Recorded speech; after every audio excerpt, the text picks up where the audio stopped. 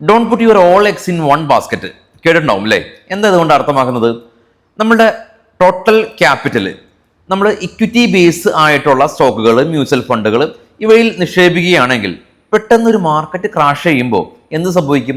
നമ്മുടെ equity asset ക്ലാസ്സുകൾ negative return കാണുകയും നമ്മൾ ഇത് വിറ്റ് ക്യാഷ് ആക്കി മാറ്റാൻ നമുക്ക് വളരെയധികം ബുദ്ധിമുട്ടുണ്ടാവുകയും ചെയ്യും. അതുകൊണ്ട് തന്നെ നമ്മളുടെ പോർട്ട്ഫോളിയോയുടെ കുറച്ച് ഭാഗമെങ്കിലും ലിക്വിഡ് ബേസ് ആയിട്ടുള്ള അസറ്റ് ക്ലാസ്സുകളിൽ നിക്ഷേപിക്കണം. ലിക്വിഡ് ബേസ് ആയിട്ടുള്ള ഒരുപാട് അസറ്റ് ക്ലാസ്സുകളുണ്ട്. ലിക്വിഡ് ബീസ് ഒരു ETF ഫണ്ടാണ്. അതല്ലെങ്കിൽ ഗവൺമെന്റ് സെക്യൂരിറ്റീസ് GSEC മറ്റൊരു ലിക്വിഡ് ഫണ്ടാണ്.